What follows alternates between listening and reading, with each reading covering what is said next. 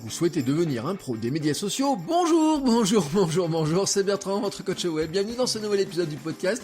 Épisode hors série encore une fois, nous sommes toujours l'été, dernier jour du mois de juillet. Déjà, demain on attaque le mois d'août, que ça passe vite les vacances. Et oui, alors peut-être que certains d'entre vous sont en vacances et écoutent encore ces épisodes sur la plage. Certains d'entre vous ont peut-être déjà fini les vacances. Et peut-être certains d'entre vous attendent les vacances avec impatience parce qu'elles arriveraient peut-être, allez disons dans 2-3 jours, allez savoir, peut-être, êtes-vous chanceux à avoir des vacances qui arrivent très rapidement. Bref, en tout cas, nous sommes tous réunis là, ensemble, pour aujourd'hui parler de social media. Et oui, parce que c'est le métier de mon invité du jour. Et mon invité du jour, contrairement aux autres fois, n'est pas un créateur indépendant, ce n'est pas un entrepreneur seul dans son coin. En fait, il est à la tête d'une agence. Alors aujourd'hui, j'ai invité Thibaut Tourviel de Labroue, directeur de l'agence Supernatif à Lyon. Alors leur métier à cette agence est de gérer la stratégie de production et de diffusion de contenu de marques sur les réseaux sociaux, de marques que vous connaissez. Si vous allez voir leur site, vous allez voir qu'ils parlent de chocolat, de saucisson et de salade verte aussi, de choses comme ça, avec leurs clients ou pour leurs clients.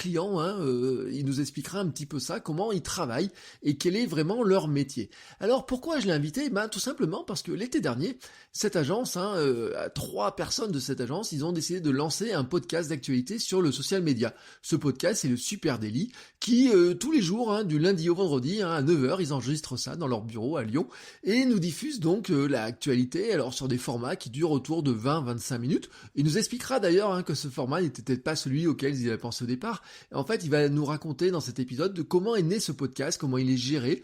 Il va nous raconter aussi que finalement, ils n'avaient peut-être pas réfléchi, suivi tous les conseils qu'eux-mêmes donnent à leurs clients. Par exemple, quel est le persona idéal qui va écouter leur podcast, ou peut-être qu'ils ont eu des surprises aussi. Ils nous expliquent un petit peu les éléments techniques, comment ils préparent, parce qu'ils sont 3 co-animateurs à tourner à tour de rôle. Alors lui, Thibaut, est là présent quasiment tout le temps, vraiment, il est là tout le temps, mais il a des co-animateurs qui viennent lui renvoyer la balle et il nous explique comment il travaille là-dessus. Et je trouve que c'est un format très intéressant, tout simplement aussi parce que, comme il nous le dit, ce format de podcast, pour eux, est un moyen de faire de la veille, c'est un moyen de réfléchir aussi à leur métier, c'est aussi un moyen de structurer leurs pensées, et il va nous expliquer notamment qu'est-ce que ça leur apporte à eux en tant que professionnels, en tant qu'agence aussi, et en tant que conseil auprès de leurs clients.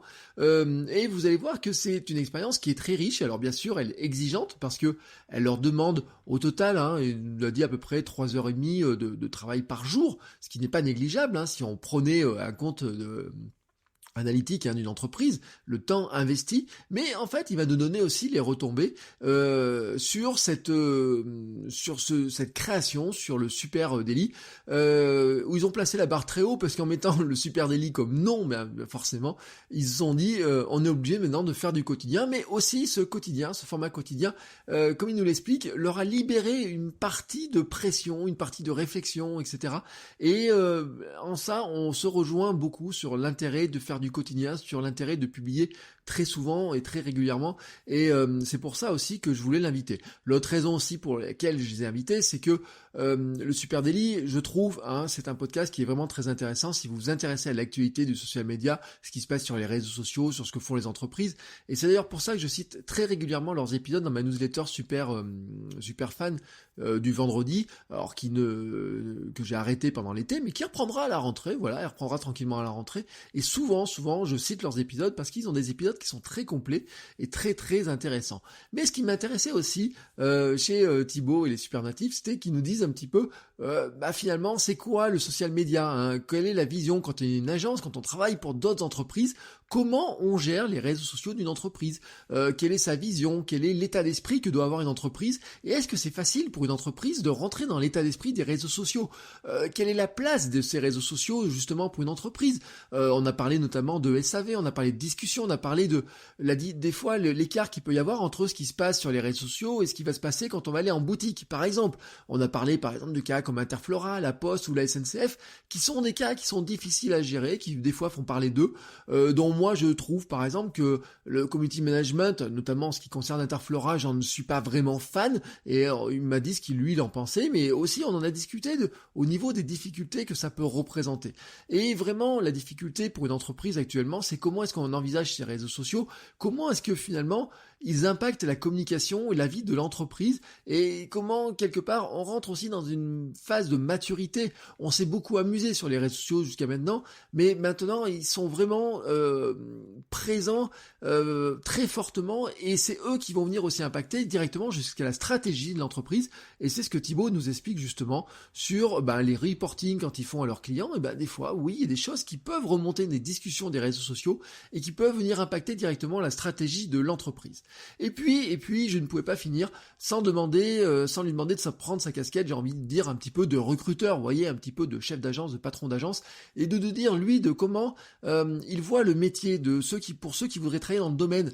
Est-ce que tout le monde peut venir travailler dans le domaine? Quelles sont les compétences qu'il faut pour travailler dans le social media? Alors que ce soit en agence, que ce soit, comme on dit, chez l'annonceur, donc chez les clients, dans une entreprise dans laquelle on voudrait gérer la communication sur les réseaux sociaux. Est-ce qu'il faut être jeune? Est-ce qu'il faut avoir plutôt de l'expérience? Quelle est les compétences à avoir, et finalement quelle est la vision qu'il faut avoir. Alors si vous êtes par exemple en phase de reconversion et vous dites tiens, j'aimerais bien travailler dans la communication numérique, digitale d'une entreprise, ou de l'entreprise dans laquelle vous êtes, parce que vous trouvez qu'il y aurait des choses à faire et qu'il n'y a pas assez de choses à faire, ou peut-être que le poste n'existe pas, et il va vous donner aussi des pistes, et finalement on arrive à la conclusion, et moi c'est quelque chose dont je suis persuadé, que ces rôles-là, ces postes-là sont des postes vraiment de manager. On n'est pas sur des postes qu'on confie normalement à un stagiaire. Alors bien entendu, il faut faire un petit peu le distinguo. Par exemple, le distinguo entre qu'est-ce qu'un community manager, un content manager, un social media manager. Les postes, stratégiquement, ils ne font pas les mêmes choses, ils n'ont pas le même métier, ils n'ont pas le même rôle, ils n'ont pas la même place. Souvent, on a tendance à les mélanger un petit peu tous, pour une raison qui est toute simple, c'est que dans beaucoup d'entreprises, la même personne fait tout ça. C'est-à-dire que le community manager qui va animer la communauté et répondre aux messages, et se mue aussi en content manager qui va produire des contenus, en social media manager qui va imaginer la stratégie de la marque sur les réseaux sociaux. Mais sur des entreprises qui sont plus structurées, bien sûr, ces postes ont tendance ou sont séparés, ou en tout cas sont confiés à des personnes différentes, et des personnes qui peuvent être en interne et en externe. Et en fait, on a parlé de tout ça. Alors bien sûr, quand on est créateur de contenu indépendant, comme nous le sommes pour la plupart, ou quand ce n'est même pas notre métier, ce qui est le cas de, je pense, une bonne partie de de vous qui écoutez ce podcast, forcément, on a toutes les casquettes. On s'en rend pas compte, on a toutes les casquettes, mais peut-être que finalement, c'est aussi une carte à jouer, quand on veut postuler, quand on veut arriver dans une entreprise, quand on voudrait se faire embaucher, ou si vous êtes étudiant et que vous demandez ce que vous allez faire plus tard et que vous aimeriez bien travailler dans ce secteur-là, je trouve que Thibaut nous a donné des bonnes pistes de réflexion sur finalement les compétences et vers quoi nous allons avec ces outils-là. Et finalement la place qu'il joue, mais aussi finalement vous allez voir qu'il va citer des mots qui ne sont pas des gros mots dans la bouche d'un quelqu'un qui gère les réseaux sociaux. C'est-à-dire que il parle aussi de newsletters, de sites internet, de contenu lent, de contenu comment dire, j'ai dit lent oui au sens slow, vous savez, des contenus qui sont plus longs, qui prennent plus de temps à consulter. Oui, parce que comme il nous l'a dit, finalement Supernatif est d'abord du social media first, c'est-à-dire d'abord social media, mais ce qui n'empêche qu'on regarde aussi ce qui se passe à côté et comment finalement on fait bouger tout l'écosystème, et comment tout l'écosystème mais aussi la communication globale évolue avec ces outils-là. Donc nous avons parlé de tout cela avec Thibaut, et c'était vraiment une discussion que j'ai vraiment adorée, parce que Thibaut, il est comme moi, il est passionné, il est pas tout jeune, attention, quand je dis ça, on parle de quarantenaire, ou presque quarantenaire pour lui, moi quarantenaire, mais c'est vrai que on en a vu passer des choses, des réseaux sociaux, des outils qui sont passés, et on a aussi vu des tendances, et finalement on se rend compte que il y a des tendances de fond, des choses qui sont là depuis des années, mais avant l'invention d'Internet, et qui sont toujours là, et qui vont rester, parce que finalement c'est ce qui structure aussi la communication. Bon, je vous laisse, j'arrête de parler maintenant, je vous laisse sur cette discussion avec Thibaut, non sans vous dire que, premièrement, bien sûr, vous pouvez laisser une note sur iTunes et ou Apple Podcast maintenant, pour aider le podcast à se développer, et aussi, si vous connaissez quelqu'un, si vous avez envie d'écouter quelqu'un, mais mieux, si vous avez envie d'écouter quelqu'un que vous connaissez, vous êtes capable de me dire, tiens, je connais telle personne, elle serait très intéressante pour parler de tel ou tel sujet, n'hésitez pas à m'envoyer un petit message. Alors vous pouvez le faire par les réseaux sociaux, vous pouvez le faire par mail sur le site, vous allez sur votrecoachweb.com comme vous avez mon formulaire de contact, n'hésitez pas à m'envoyer un petit message pour me dire, tiens, j'aimerais bien entendre cette personne me parler de tel sujet, ça m'intéresserait vraiment, et si vous pouvez me mettre en contact avec elle, c'est encore plus génial. Voilà, je vous en remercie d'avance à la fois pour les commentaires et pour la mise en contact, la mise en relation, et moi je vous laisse écouter cette discussion avec Thibaut, et je vous dis à la semaine prochaine pour un nouvel épisode. Bonjour Thibaut, comment vas-tu ? Salut Bertrand. Très très bien, je suis ravi d'être avec toi ce matin. Merci d'avoir accepté mon invitation. Alors tu as un invité un petit peu spécial, je le dis, parce que c'est d'habitude je m'adresse plutôt jusqu'à maintenant à des indépendants, à des gens qui sont plutôt seuls, on va dire, chez eux, que ce soit des consultants, que ce soit des blogueurs, que ce soit des entrepreneurs au sens large, mais plutôt seuls. Alors que toi, en fait, le cas particulier aujourd'hui, c'est qu'on va parler plutôt d'une agence. Alors c'est pour ça que je vais te laisser te présenter, nous dire vraiment ce que tu fais, qui tu es. Eh bien écoute, je m'appelle donc Thibaut Tourvieille de Labroue et je suis effectivement directeur d'une agence qui s'appelle Supernatif, et c'est une agence qui est une agence spécialisée en social media, donc tout ce qui a trait aux réseaux sociaux. Et nous, notre boulot, c'est d'aider des marques à créer des relations en ligne avec leurs audiences, qui peuvent être des clients, qui peuvent être des partenaires, qui peuvent être parfois des futurs employés, des collaborateurs, etc. Quand tu parles d'une agence, vous êtes combien ? Alors, on est 6 personnes. On est basé à Lyon, donc on est quasiment voisins. Oui, on est à 1h30 de route, et par le train, je le dis pas parce que le train n'arrive plus. Donc vous êtes 6 personnes, mais en fait il y en a 3 qu'on entend principalement, et c'est ce qui m'intéressait aujourd'hui parce qu'on va parler de ça. C'est que vous avez lancé un podcast qui s'appelle Super Daily, où on vous entend. Alors toi principalement, j'ai envie de dire pratiquement tous les jours, à quelques rares exceptions. Et oui, c'est ça. Moi, je parle tous les jours. Et puis après, j'ai Adjan et Camille, qui sont donc 2 collaborateurs qui, font plus que jouer au ping-pong et faire les chroniqueurs, animent avec moi ce podcast. Et donc, votre sujet, et c'est ce qui m'intéressait aussi, c'est que vous le faites en quotidien. Alors, mis à part sur l'été, on en reparlera, mais en quotidien, donc 5 jours par semaine, vous animez ce podcast sur l'actualité social media, on va dire, grosso modo. Quel était l'objectif au départ quand vous avez lancé un podcast quotidien ? Alors écoute, ouais, quotidien. T'as raison de préciser quotidien, parce que tu connais, Bertrand, le challenge que ça représente, donc c'est pour ça que t'insistes sur quotidien. Je vois bien où tu veux en venir. Écoute, l'histoire, c'est que ça faisait un bon bout de temps que moi j'étais intéressé par ce format qui est le podcast, et que j'en écoutais à titre personnel, et que je me disais il faudrait qu'on en fasse, il faudrait que je trouve le moyen d'en faire. Et donc j'avais fait, je pense comme beaucoup de créateurs de contenu, j'avais commencé par acheter du matos qui a fini par prendre la poussière au fond d'un placard.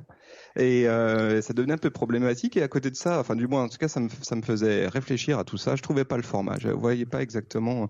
Je voulais le faire, mais je n'étais pas encore sûr de quoi.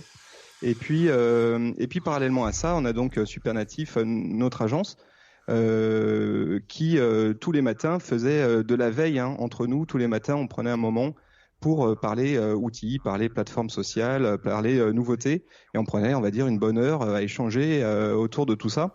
Et puis au bout d'un moment, Adjan, qui est donc aujourd'hui co-animateur de ce podcast avec moi, me dit: mais Thibaut, franchement, ton idée de podcast, elle est simple, c'est que ce qu'on se raconte le matin autour du café, on n'a qu'à le rendre public. Voilà. Et c'est à peu près comme ça que c'est venu.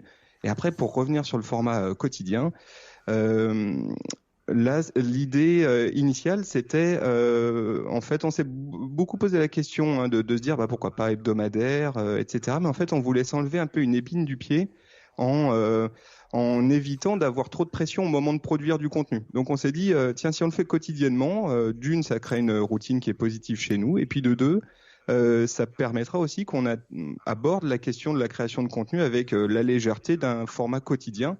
Alors voilà, du coup c'est la meilleure idée qu'on a eue, et en même temps notre pire fardeau, parce qu'il faut quand même produire du contenu quotidiennement, quoi. Oui, alors, mais je comprends en fait cette logique-là de s'enlever de la pression, et puis en plus vous êtes enlevé une pression de dire quand est-ce qu'on enregistre ça, de le déplacer au cas où, parce que moi je trouve que plus on espace les sessions, plus on a de chances de louper les rendez-vous. Ouais, t'as raison. Ouais. Et là, je pense que vous savez que le matin, dans tous les cas, vous avez ça enregistré, et que c'est devenu une vraie routine en fait. Ouais, c'est ça. Bah, toi qui es un runner émérite, c'est vrai que si ta session d'entraînement, tu te donnes pas des jours précis pour ça et des horaires, t'as vite tendance à la décaler. Donc là, c'est un petit peu la même chose avec la création notre podcast en tout cas. L'idée, effectivement, c'est de se dire si c'est quotidien, déjà, on a même été suffisamment furieux pour carrément le mettre dans le titre du podcast, hein, le Super Daily. Comme ça, au moins, c'est fait. On peut plus faire machine arrière. Et maintenant, c'est quotidiennement. Voilà. Alors quand même, ça a des contraintes, le quotidien, qui sont quand même importantes, lourdes, parce que combien de temps vous mettez à préparer? Alors on va dire, hein, c'est un format, vous faites quoi, 20-25 minutes à peu près par jour? C'est ça, c'est à peu près. Alors initialement, on avait pour projet de faire beaucoup plus court. Et puis, on avait pour projet de faire à peu près 15 minutes. On se disait 15 minutes, ça serait bien. Et on n'arrive pas à tenir ce format. On a beau s'appliquer depuis un bout de temps maintenant. Et finalement, on est toujours entre 20 et 25 minutes. Ouais. Mais en fait, ça m'étonne pas du tout, vous arrivez pas à tenir. Plus c'est court, et plus il faut de préparation, et plus c'est vraiment minuté. C'est la grande force des radios d'ailleurs, hein. Faire tenir en 3 minutes un truc, nous on mettrait 20 minutes à faire. C'est juste un métier qui est particulier. Donc on va dire 20-25 minutes d'antenne, hein, je sais pas comment on va appeler ça. Et de préparation, combien de temps alors? Alors écoute, on a fait récemment, on a un peu fait les comptes, hein, parce que tu sais, moi en bon manager, au bout d'un moment j'ai dit c'est bien beau notre histoire, mais combien de temps ça nous ça nous prend tout ça? En fait, un épisode de podcast chez nous en préparation prend à peu près, on va dire 2 heures. Avec un jeu qu'on garde entre nous, qui est qu'on ne le prépare pas ensemble. C'est-à-dire on ne croise pas nos notes avant l'épisode.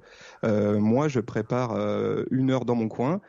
Camille ou Adjan, en fonction de qui est avec moi, prépare aussi dans son coin. Et puis le jour J, à 9h du matin, puisque c'est tous les matins à 9h qu'on enregistre, moi je pilote cette émission avec la difficile mission pour Camille ou Adjan de rebondir sur le fil conducteur que j'ai trouvé.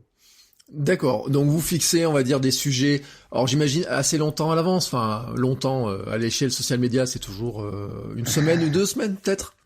À 2 semaines, on n'est pas encore parvenu. On aimerait bien. Pour l'instant, on est à peu près sur à 1 semaine, ouais. Effectivement, 1 semaine à l'avance, on sait à peu près de quoi on va parler. Hormis évidemment, actu de dernière minute où là, on va tout chambouler et le jour pour le lendemain, on va faire un truc.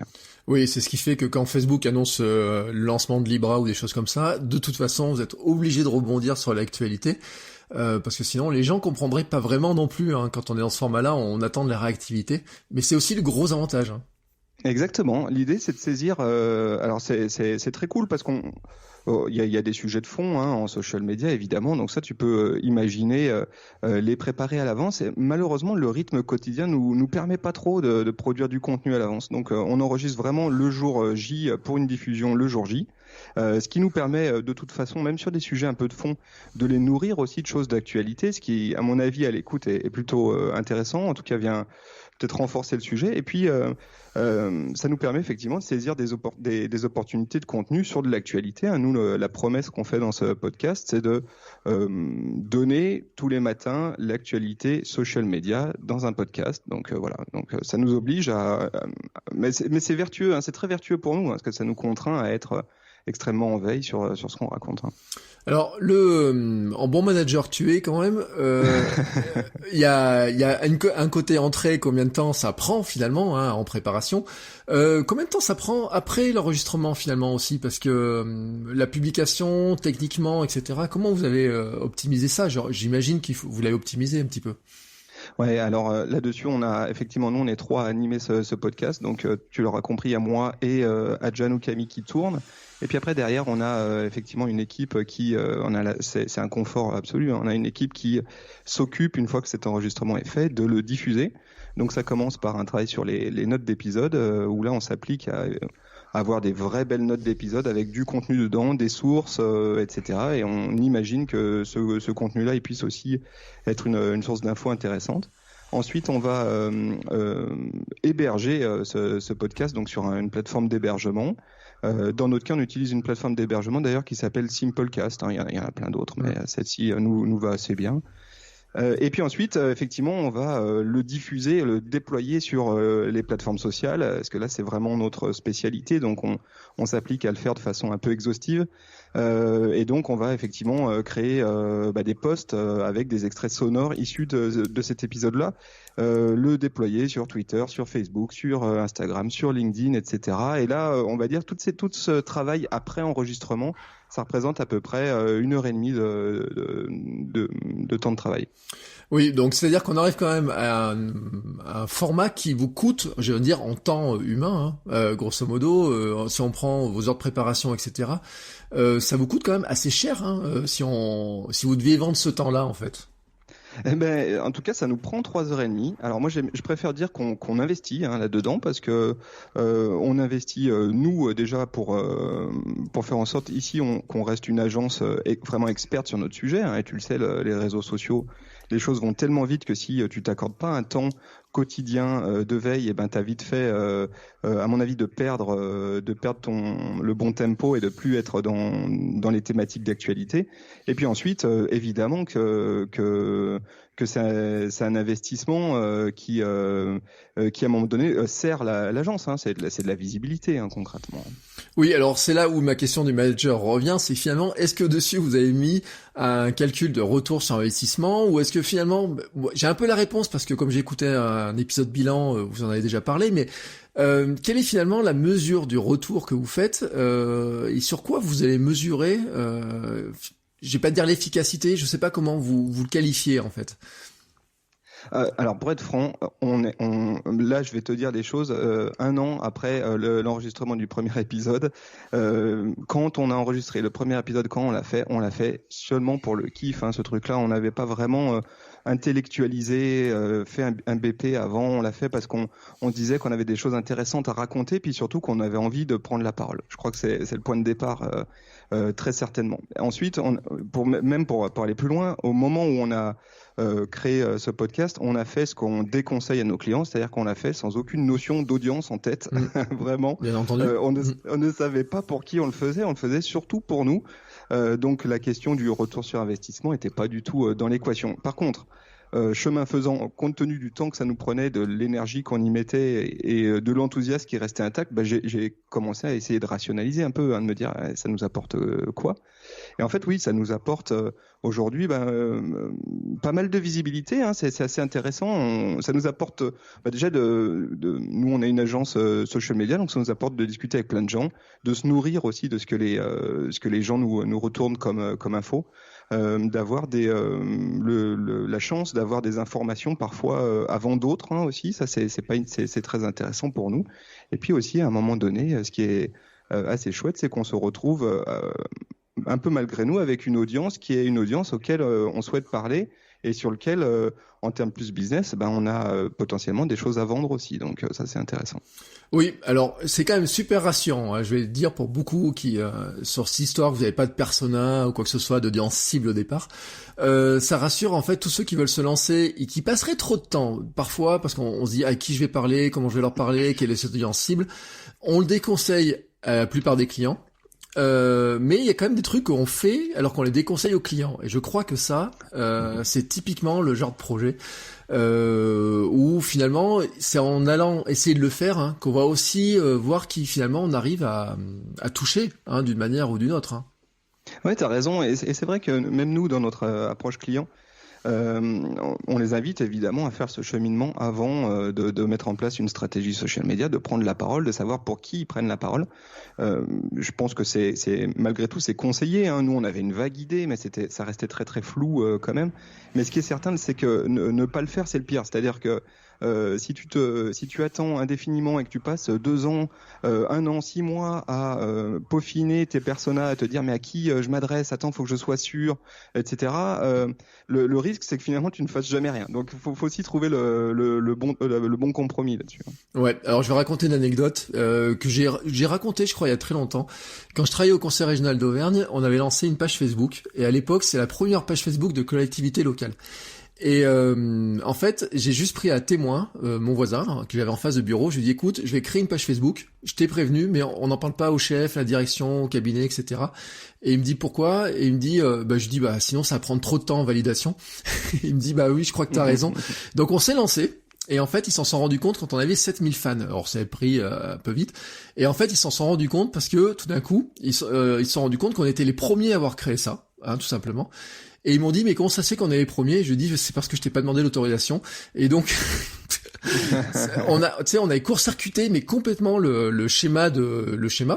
Et ensuite, alors derrière, eux, ils ont voulu mettre la couche stratégique, etc., tu vois. Et c'est là que ça s'est devenu un petit peu plus compliqué à l'époque, parce que tout d'un coup, il y avait une réflexion qui devenait politique, tu vois, au lieu d'être une réflexion purement comment moi, en tant qu'Auvergnat, je voudrais avoir de l'information de ma collectivité. Ben, on est rentré dans une information qui était plus politique, et peut-être d'ailleurs que le succès n'aurait pas eu, on n'a pas eu de tel succès, tu vois, sur l'instant. Donc des fois, hein, ça de la spontanéité. Moi, je crois vachement à ça aussi. Hein. Parfois, il y a des intuitions, il faut les faire et puis affiner en cours de route. Là, je pense qu'on avait une intuition, on a décidé de pas trop l'intellectualiser avant de se lancer. Peut-être aussi, tu vois, pour s'enlever un peu de pression, hein, de se dire non mais c'est bon, on le fait pour nous avant tout et on verra bien ce qui se passe.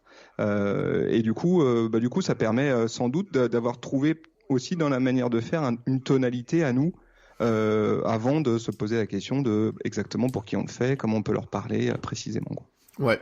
Alors, il y a un truc quand même que vous avez bien préparé, je trouve, enfin qui est et ceux qui l'ont écouté savent de quoi je parle, c'est votre générique. Tout de suite quand on rentre, et je suis certain que on vous parle souvent de ce générique. Mais oui, en plus, c'est vrai, ouais. C'est très marrant. Tu veux que je t'explique comment c'est né tout ça? Alors, en fait, je reprends l'histoire. Hein. Adjan me dit, mais en fait, il est là, ton podcast, on va faire ça et on va le faire quotidiennement. Donc, je lui dis, ok, ça marche, on part là-dessus. Ensuite, je m'absentais quelques jours sur le Tour de France pour un client. Je lui dis, ok, écoute, je m'absente de telle date à telle date. Quand je rentre, je veux qu'on ait un générique et puis on fait le premier enregistrement le jour où je rentre. Donc voilà, et donc il a goupillé ça dans son coin. Il y a des talents ici. Hein. Ouais. Voilà, et c'est vrai que le truc est très bon. Ouais, même moi je l'ai dans la tête. Hein. Ça m'arrive de me lever le matin et de le fredonner. Oui, et puis alors moi le petit effet stéréo qui passe d'une oreille à l'autre, etc. Moi qui diffuse en mono en plus, tu vois, j'ai pas besoin d'avoir cet effet-là, mais en fait, je suis vachement jaloux. Hein, et tu te rappelles, c'est l'un des premiers messages que j'avais envoyé sur Insta. Je me souviens très bien. Mais comment vous avez fait ce générique-là, quoi? J'ai dit, mais c'est pas possible. Où est-ce qu'ils ont trouvé un tel générique? C'est de la bonne bricole, hein. Je pense que ça a été fait sur GarageBand, hein, à l'ancienne, on va dire. Sauf que, alors pour la petite histoire, c'est Adjan qu'on entend chanter. Hein. C'est Adjan qui chante le générique. C'est le super délit. Super délit. C'est le super délit. Toute l'actu social média servie sur un podcast. Ouais, bon c'est un très très très bon générique et je pense que ça fait vraiment une marque de fabrique en fait. Quand on entend ça, on sait tout de suite vraiment qui nous parle. Et ça c'est vraiment un point vraiment qui était super intéressant. Pour en revenir sur les bénéfices, est-ce que, alors on a parlé l'histoire de la veille, etc. Est-ce que tu penses, on a un petit peu parlé, que vous êtes devenus de meilleurs conseillers, accompagnants, entreprises, stratèges, etc. en faisant ce travail-là quotidien en fait? Oui, la réponse elle est assez immédiate, c'est oui. Déjà en termes d'équipe, hein, on a une approche équipe maintenant, ce qui était peut-être moins évident avant.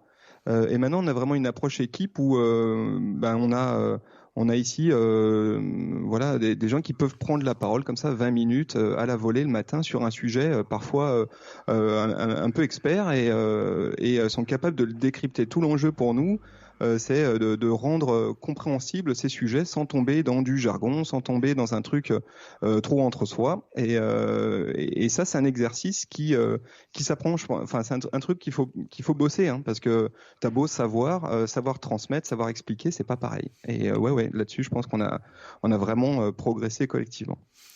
Sur le plan de vos clients, est-ce que vos clients vous ont dit qu'ils écoutaient le podcast? Ouais, ça arrive. Ça arrive, pas tous. Il y en a qui ils écoutent vite fait, ils écoutent. Ils se disent ouais, bon, je peux leur parler direct. Hein, si j'ai une question, je leur pose. Et après, par contre, sur nos nouveaux clients, et ça c'est forcément le côté très cool, hein, c'est que sur nos nouveaux clients, les gens qui nous appellent aujourd'hui, eh bien c'est pas rare effectivement que la personne à qui on a au téléphone sur un premier contact nous dise j'écoute le Super Daily, voilà.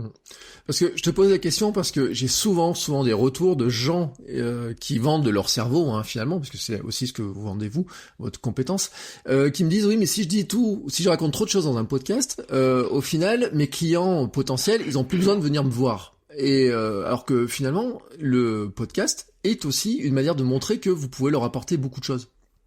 Ouais, alors là c'est un sujet que nous on a très vite éludé. On s'est dit non mais ça c'est pas le propos. Si on doit apporter de la valeur, si on doit, il faut le faire pour de vrai. On va pas planquer, donner la recette de la mayonnaise sans donner les ingrédients. Non, on va donner tout ce qu'on a à dire sur ce sujet. On planque pas d'infos. On donne tout. On est très là-dessus, on est très simple sur l'approche. Il n'y a pas de stratégie en se disant tiens si je donne tout, ça va être risqué. Au contraire, je pense que là-dessus, la force d'une stratégie, et c'est ce qu'on recommande aussi à nos clients d'ailleurs, c'est la force d'une démarche social média en ligne, elle doit passer par l'apport de valeur. Comment je peux apporter de la valeur ajoutée aux gens, comment je peux les intéresser. Le point de départ, c'est comment je peux les intéresser, en leur donnant quelque chose. Et nous, c'est ce qu'on essaie de faire.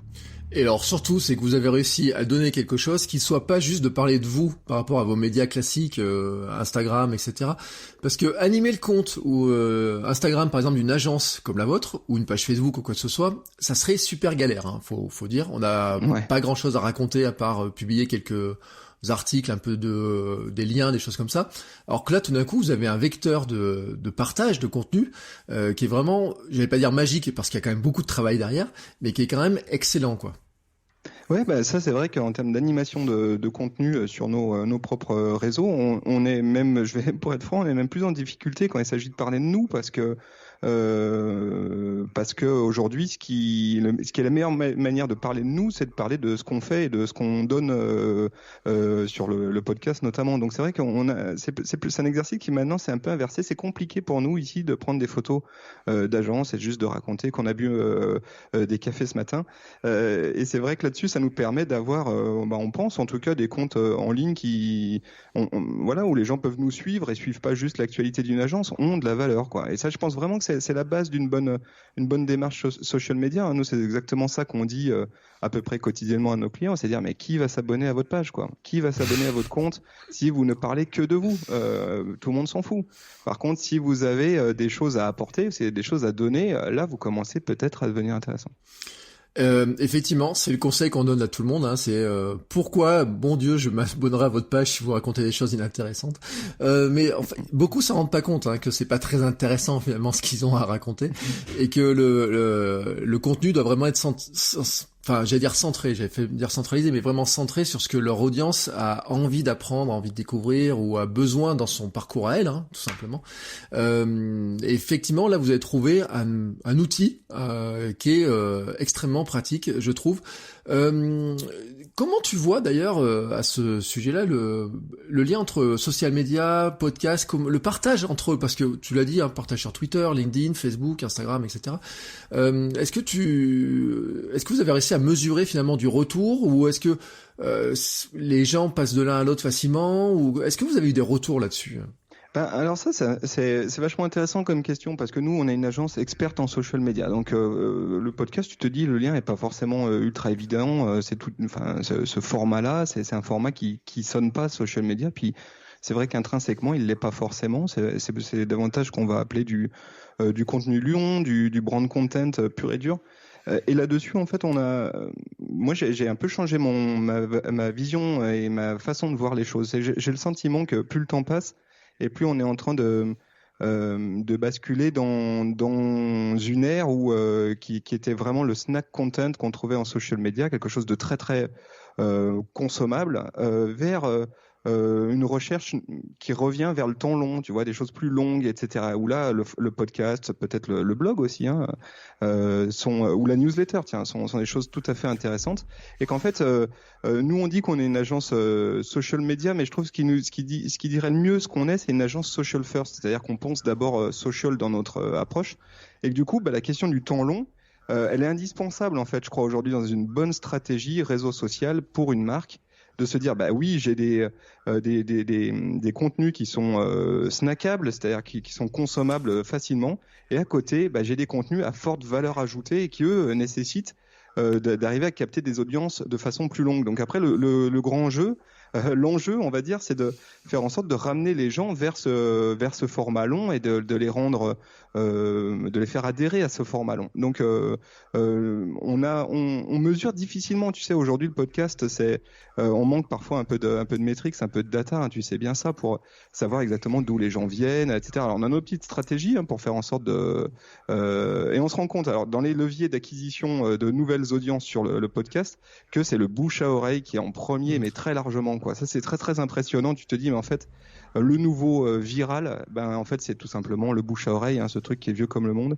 Et là-dessus c'est on a mis un petit script sur Instagram. Je sais pas si tu l'as vu d'ailleurs, qui fait que quand quelqu'un s'abonne à notre page, on lui pose une petite question. C'est comment est-ce que tu nous as découvert? Ouais. C'est le point de départ d'une conversation en fait. Et nous, ça nous permet de commencer à glaner cette conversation, des infos sur d'où les gens viennent, comment ils ont eu conscience de qui on était, de notre podcast, etc. Et bien souvent, le bouche à oreille, c'est le plus gros levier, quoi. Je crois que j'ai eu le petit script en fait. Je suis en train de vérifier, mais je sais pas depuis combien de temps vous l'avez. Et je crois même que je vous ai demandé si vous lui envoyiez vraiment le message manuellement ou si c'était un robot qui le faisait en fait. Bah, initialement, on le faisait à la main. Maintenant, ça devient un peu fastidieux. Donc, on a trouvé un petit script, voilà, qui nous permet d'automatiser ça effectivement quand quelqu'un s'abonne à notre page Insta. Il y a un petit message perso qui lui est envoyé. Et puis après, par contre, la conversation, elle est individualisée, quoi. Après, c'est du perso. Justement, tiens, allez, c'est intéressant. C'est l'automatisation, les scripts comme ça, etc. Quand on est une agence sociale comme la vôtre, j'imagine vous avez souvent des questions des clients qui vous disent est-ce qu'on pourrait pas automatiser telle ou telle chose, est-ce qu'on pourrait pas publier automatiquement sur notre page sans y passer autant de temps. Enfin, j'imagine vous avez souvent quand même ce genre de questions ou en tout cas de préoccupations, non? Alors bien souvent même, on récupère des comptes qui sont passés par là, donc nous on intervient après sur le champ de guerre en fait, avec des comptes qui sont explosés, qui ont pris l'eau et qui ont des audiences complètement mal fichues, et en général c'est à ce moment-là qu'on intervient en disant j'ai tout automatisé et en fait je comprends pas, ça marche pas. Donc nous là-dessus on a un parti pris très clair, c'est l'automatisation. On est absolument pas pour. Je pense que tu nous as entendu nous exprimer un certain nombre de fois là-dessus. Donc tout ce qui est principe d'automatisation sur Instagram, etc. Nous c'est des choses qu'on pratique pas du tout, vraiment pas du tout, parce qu'on pense que dans social, il y a deux choses. Déjà, d'une, que le marketing, c'est de l'humain avant tout, c'est quasiment de la sociologie plus que des maths.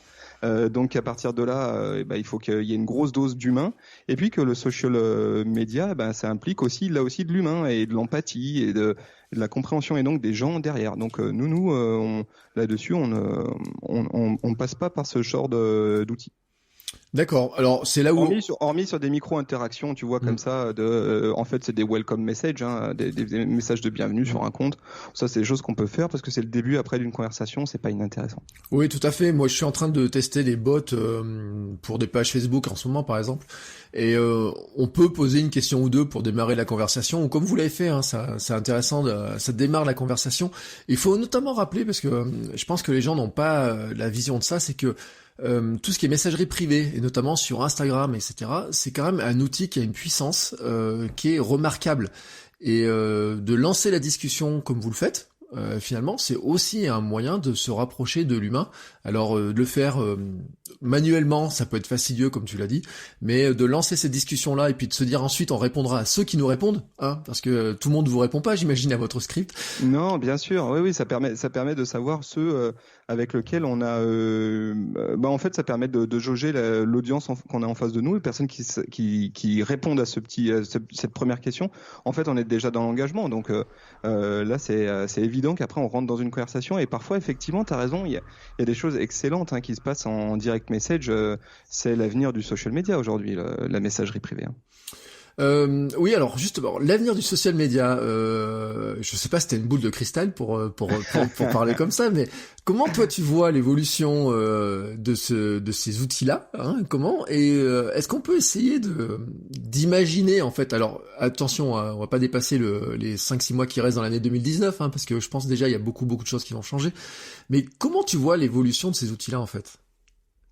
Alors nous, on a, allez, je vais dire moi parce que à force de dire nous, ça fait un peu genre la secte Donc non, non, moi je suis assez convaincu d'un truc, c'est que il y a mais c'est pas des convictions en mode boule de cristal, hein, c'est des choses qu'on voit déjà et qui vont s'accentuer.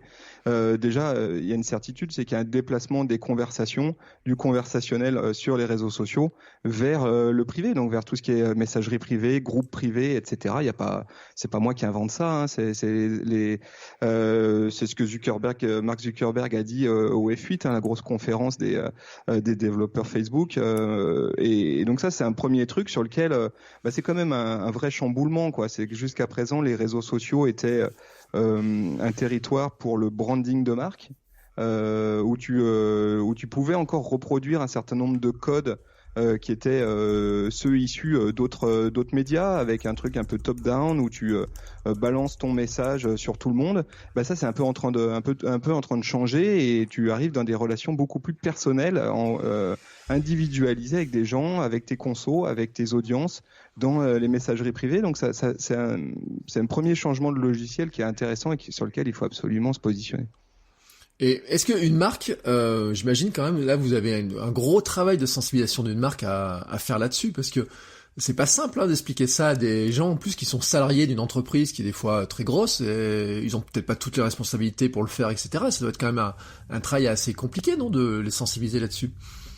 Oui, effectivement, on passe pas mal de temps à leur expliquer ce que nous on constate déjà, hein. Donc là on peut s'appuyer sur un certain nombre de données chiffrées, hein, et puis après tout simplement de leur remonter un certain nombre de choses qui sont dites, et qui sont dites notamment par les plateformes, hein, des signes, parfois des signes courts, parfois des signes très très forts, comme Zuckerberg a pu le faire au mois de mars. Ça c'est des signes où tu sais que c'est ce qui va donner le ton, en tout cas sur les plateformes Facebook et Instagram pour les prochains mois, quoi.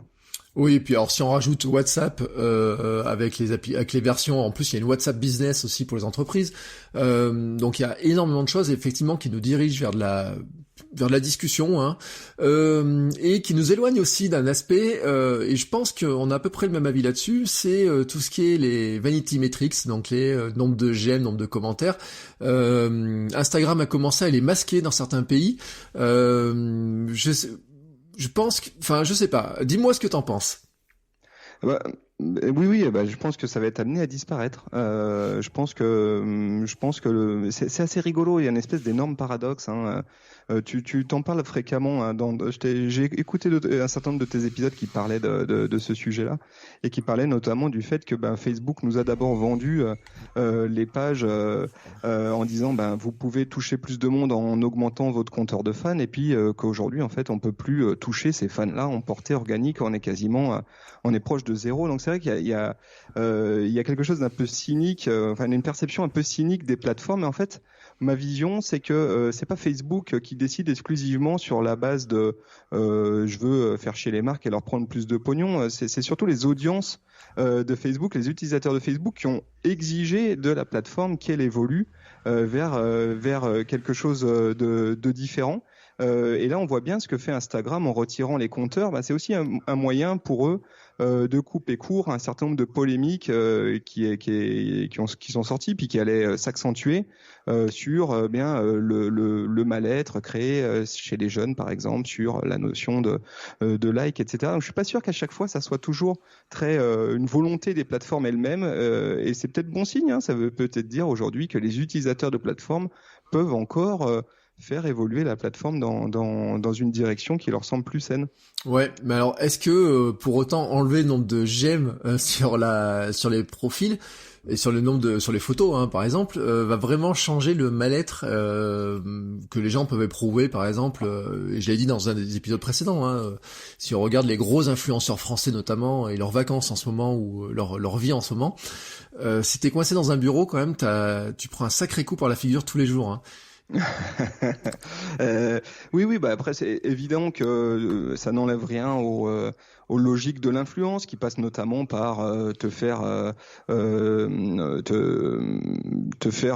culpabiliser d'avoir une vie moins cool que ton influenceuse Instagrammeuse préférée. Bah ça c'est la base, mais il y a rien de nouveau en fait d'inventer par Instagram. On en parle beaucoup, mais c'est pas non plus une grosse nouveauté. Moi je trouve que le retrait de ce compteur de la disparition progressive des vanity metrics me semble aller plutôt dans le bon sens, mais ça va compliquer évidemment un certain nombre de choses et ça va obliger notamment les marques, puisque nous c'est notre préoccupation, c'est les marques, comment elles utilisent ces plateformes-là, et ben ça va les obliger à penser différemment, à se dire ce qui est intéressant, c'est pas le nombre de personnes qui sont abonnées à mon compte, mais le nombre de personnes que je touche. Donc se poser des questions sur ce qu'ils investissent peut-être en publicitaire, en social media ads, en publicité sur les plateformes, se dire si je veux toucher plus de monde, faut peut-être que j'en passe par là, ou ce qu'ils vont dépenser peut-être justement en influence marketing, ou ce qu'ils vont investir comme action dans leur contenu pour faire en sorte que ce contenu y ait du bouche à oreille favorable et que la portée de ce contenu soit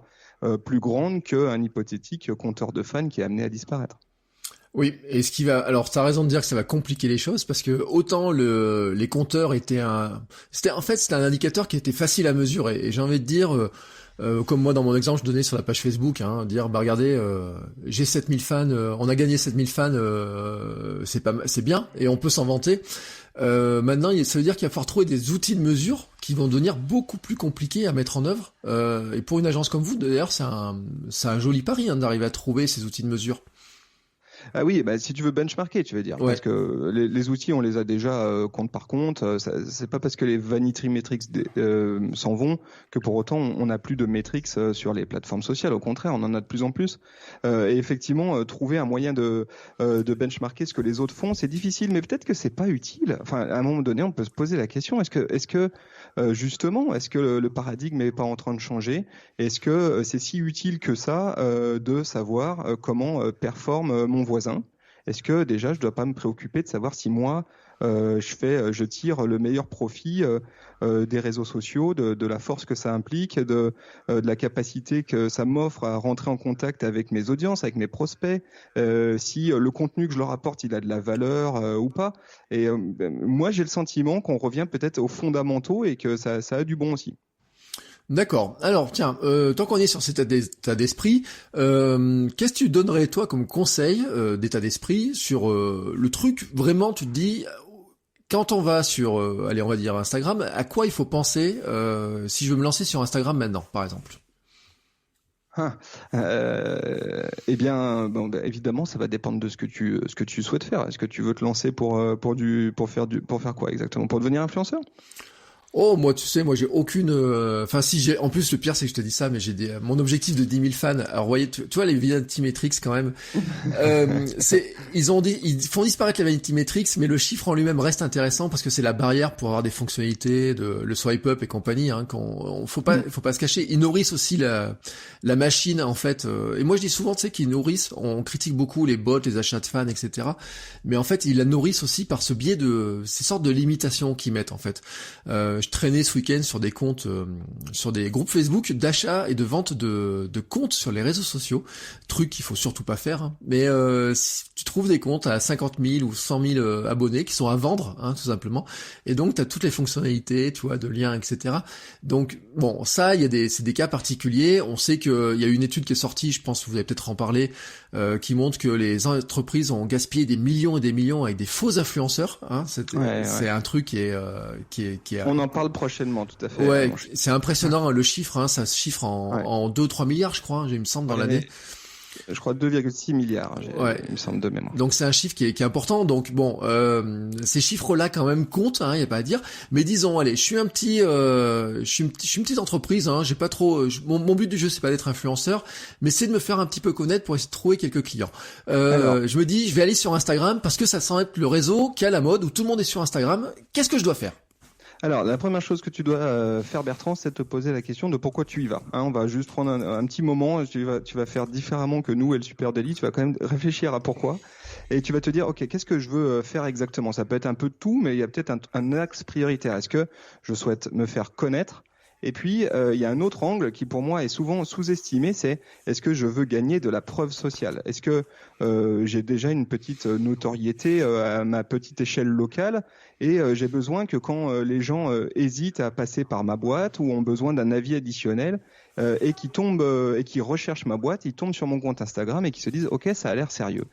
Bien souvent, les gens qui se lancent vont penser d'abord en disant « Je veux me faire connaître ». Mais peut-être que c'est pas le bon point de départ. Peut-être que le premier point de départ, ça peut être « Je veux gagner de la social proof, de la preuve sociale et faire en sorte de ce qu'on appelle aussi de la réassurance. » Donc ça, je pense que c'est la première chose. Ça peut être un peu des deux, évidemment.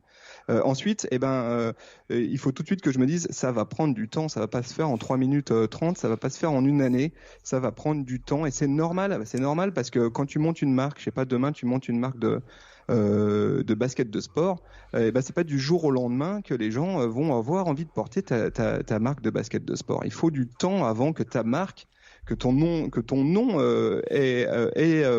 porte quelque chose et ait une valeur. Donc faut s'inscrire dans un temps long, dans une approche longue là-dessus. Il faut pas se dire qu'il y a des raccourcis et surtout éviter les raccourcis, parce que les raccourcis c'est ce qui va foutre en l'air tous les bénéfices que tu peux en tirer. Et puis ensuite, je pense que vraiment ce qu'il faut envisager, c'est se dire ok, j'ai peut-être 50, 100, 200 personnes qui me rejoignent sur ma page Instagram. C'est très bien. Au lieu de dire putain c'est tout petit, non, c'est super bien parce que c'est 100, 150, 200 personnes. Ces gens-là, ils sont des prescripteurs, ils sont peut-être des clients, ils sont des prospects, ils sont des partenaires. Et ces gens-là, il faut déjà que je crée du lien avec eux. Et moi, si je suis une petite marque locale, une PME, est-ce que j'ai besoin d'un compteur de 15 000 fans sur Insta ? Certainement pas. Si j'ai 1000 personnes qui me suivent et que ces gens-là, j'ai réussi à créer du lien avec eux, à faire en sorte que ma marque, elle a une préférence pour eux, ce qu'on appelle la préférence de marque, j'ai déjà beaucoup gagné. Ouais, bon, c'est un sacré boulot quand même ton histoire là. Voilà. Alors après, je l'ai dit, ça prend du temps et de l'énergie. Mais par contre, le jeu en vaut la chandelle. Ouais. Est-ce que tu crois, on n'a pas la réponse comme ça, mais qu'une entreprise actuellement pourrait se passer d'une présence sur les réseaux sociaux ? Ah oui, je pense, ouais. Je pense qu'elle pourrait. Tu vois, c'est marrant que tu dises ça parce que je pense que dans notre Trello du Super Daily, on a un Trello en interne qui nous permet d'organiser nos idées. Je pense qu'on a un sujet qui squatte depuis un petit moment qui dit et qu'est-ce qui se passait si on n'avait pas si notre marque n'avait pas de réseaux sociaux. Qui est exactement cette réflexion-là. Moi, je pense qu'on peut faire sans. Il y en a un certain nombre qui font sans. D'ailleurs, tu vois, c'est marrant parce que Apple. C'est un bon exemple de ça. Apple, tu peux aller voir leur compte Twitter, tu peux aller voir leur Facebook et tout, il n'y a rien dessus. Ils ne mettent rien. Pour autant, ils investissent des fortunes en publicitaire sur les plateformes sociales. Donc, tu peux tout à fait imaginer ne pas être présent en ligne. Moi, j'ai la conviction parce que c'est mon métier, parce que j'aime ça que il y a plus à manquer que, il y a un risque de rater des choses, mais par contre, rien ne t'interdit de ne pas y aller. Alors, c'est super intéressant ton exemple. Je suis allé voir je suis sur le site, je suis sur le Twitter d'Apple tout de suite. Nombre de tweets, 0. Et voilà. C'est assez dingue. 3 millions de followers, 0 following et 0 tweet. Donc qui est même surprenant d'ailleurs. Mais par contre, tu vois, sur Apple TV, des choses comme ça, sur des choses où ils ont plus de contenu, ils ont quand même 9000 tweets, tu vois, ils ont quand même quelque chose à côté. Et Apple aussi est un exemple où leur contenu, je pense notamment à la dernière pub là, tu sais, avec les bols là. Le truc tourné sur iPhone là a beaucoup tourné parce que c'est la qualité aussi de ces contenus là qu'ils produisent. On pense aussi au film avec Michel Gondry, des choses comme ça, de Michel Gondry qu'ils avaient fait l'an dernier, qui fait que les gens vont le partager, ils vont partager le message en fait. Mais bon, Apple c'est aussi quand même, c'est quand même un cas particulier. On est quand même sur la société qui a qui est tellement grosse et qui a une telle image que c'est quand même eux ils peuvent est-ce qu'ils peuvent s'en passer facilement, je sais pas, voilà, tout simplement, mais ils ont des moyens aussi pour produire des contenus qui ont une qualité vraiment exceptionnelle aussi. Je peux te donner un autre exemple si tu le souhaites. Il y a une marque qui s'appelle Slush. T'as déjà entendu parler de cette marque? Tu sais, je crois que c'est Slush. Attends, je vais pas dire de bêtises. Il me semble que c'est des produits. Ah non, c'est pas ça. Ben, je vais dire une bêtise. Donc je m'arrête là tout de suite parce que j'ai perdu ma ref. Voilà. Mais il y a récemment, il y a une marque qui est spécialisée dans les produits de santé, de bien-être, bio, organique, etc. Qui a annoncé en grande pompe qui se retirait des réseaux sociaux. Ah oui, mais c'est Lush. C'est Lush. Lush, pardon. Lush. Voilà, Ouais. j'étais presque. Ouais. Et là, je trouve ça très intéressant, c'est qu'en fait, évidemment, ils ont coupé un certain nombre de plateformes sur lesquelles ils avaient de la production de contenu, dans lesquelles ils animaient leur marque. Pour autant, ils ne sont pas absents des plateformes sociales, loin de là. En fait, ils ont tout réinvesti en influence marketing, en ambassadeurs de marque. Et en fait, ils ont délégué la création de leur contenu de marque à des gens qui peut-être sont d'ailleurs ceux qui le font mieux que la marque. C'est des gens qui sont au cœur des plateformes et qui ont déjà une vraie légitimité là-dessus. Donc, moi, j'ai le sentiment que ne pas être sur les plateformes sociales, ça serait extrêmement préjudiciable. Par contre, il y a plein de manières d'y être. Et c'est pas forcément en montant un compte Instagram comme tout le monde. Il y a d'autres manières d'envisager ça. Bon, après le cas de Lush, pour moi, tu vois, c'était un coup de pub. C'est de dire, je me retire de ça, c'est un bon coup de pub. Je te dis ça parce qu'en fait, les comptes France, Canada, États-Unis, etc., eux, ils continuent à publier au moins sur Twitter. Donc, oui, j'ai lu ça aussi. Ouais, c'est un peu le jeu en fait. Puis on l'a connu, hein, dire, je me retire de Facebook. Je sais plus quelle marque avait dit, je me retire de Facebook. Ils avaient gagné des fans. Je sais plus qui avait dit, je me retire de YouTube, et ça avait marché. Et même des grosses marques. En général, c'est toujours une grosse marque qui dit ça. Elon Musk a dit, je me retire de Twitter, et puis il a dit ça sur Twitter, je me retire de Twitter. Alors, je pense qu'il est toujours là d'ailleurs. Hein, j'ai pas vérifié. T'as vérifié, ouais, t'as raison. C'est toujours le truc. Est-ce que vous êtes toujours là? Oui, je suis toujours là. Et ça avait moi, ça m'avait fait beaucoup rire, hein, de dire, je quitte Twitter, mais en fait, il était toujours là. Et puis il y a toujours des messages qui passaient, donc je sais pas où il en est. Mais toujours, c'est vrai quand même que c'est compliqué, j'imagine, de prendre cette décision-là, même si effectivement, je pense qu'il y a des entreprises qui perdent du temps, hein, à essayer d'être absolument dessus, ou alors qui ont une image. Tu sais, moi, je sais pas ce que t'en penses. Parce que vous avez sûrement des comptes en gestion, etc. Et j'ai l'impression de voir des opérations de community management, de social media, qui sont plus la mise en valeur de la qualité, enfin, du community manager, tu sais, qui fait ça, que de l'entreprise qui va avoir derrière. Et je pense à des comptes, je sais pas si tu les as observés, mais je pense par exemple à Interflora, qui j'avais envoyé un message il y a pas longtemps sur les trucs, où t'as l'impression que des fois il y a un jeu un petit jeu entre les community managers pour dire c'est moi qui ai eu la meilleure idée. Je sais pas comment tu vois ça, toi. Ah oui, mais je vois très bien ce que tu veux dire. Effectivement, là, tu as le sentiment à un moment donné que tu te demandes où est le client, tu te dis, mais Interflora, là, il n'y a personne qui regarde ce qui se passe sur vos comptes réseaux sociaux. Oui, c'est assez étonnant. Alors, nous, notre métier, c'est celui de parler à la place de la marque. Hein. Oui. C'est pas, c'est-à-dire de parler pour la marque, pardon, pas à la place justement, parler pour la marque. Donc notre travail, c'est de suffisamment maîtriser la marque, de suffisamment connaître son ADN pour pouvoir prendre, lui faire prendre parole dans sa tonalité de marque. Et c'est un vrai travail en amont où on prend un compte d'assimilation, de connaissance d'une marque pour savoir jusqu'où on peut aller, qu'est-ce qu'on peut dire, est-ce qu'on vous voit, est-ce qu'on tutoie, est-ce que cette expression-là, elle est cohérente avec l'ADN de marque, etc. Donc moi, je suis pas très à l'aise quand le CM devient la vedette et que en fait la marque se fait un peu oublier. Pour moi, c'est peut-être oublier aussi les fondamentaux et ça peut jouer des tours aussi, hein, parce que faut pas oublier, parce que tu posais la question, est-ce qu'on peut se retirer, je reviens juste à la question précédente, est-ce qu'on peut se retirer des réseaux sociaux? Alors oui, on peut, mais il faut quand même imaginer qu'aujourd'hui, le gros de ce qui a trait au SAV, aux services consommateurs, etc., se passe via les réseaux sociaux. Et bien souvent, quand le compte est trop incarné par un individu, un CM, que la tonalité elle est déviante de celle de la marque, tu te retrouves avec une double tonalité de prise de parole, des bonnes blagues un peu drôles et un peu second degré, et puis parfois des vrais services clients, des vraies problématiques services clients à gérer, et là avec une tonalité beaucoup plus formelle. C'est compliqué. On a vu avec Oasis récemment qu'il y a eu ce bad buzz énorme autour de Issou. Je sais pas si tu as suivi ça, Bertrand. Non, j'ai pas tout suivi là-dessus. Mais c'est compliqué quand tu as une tonalité qui est dissonante. En fait, pour moi, le social media, il vient s'imbriquer dans l'intégralité d'une expérience avec le consommateur et ça se passe y compris en magasin. Ça se passe, c'est pareil. Si tu travestis la tonalité de marque et que tu arrives chez Interflora et que tu tapes sur l'épaule du vendeur et que tu lui fais des vannes déplacées, ton expérience, elle est elle est hachée, elle est pas cohérente, quoi. Ouais. Moi, il y a des gens qui m'énervent beaucoup, c'est La Poste et SNCF. Hein.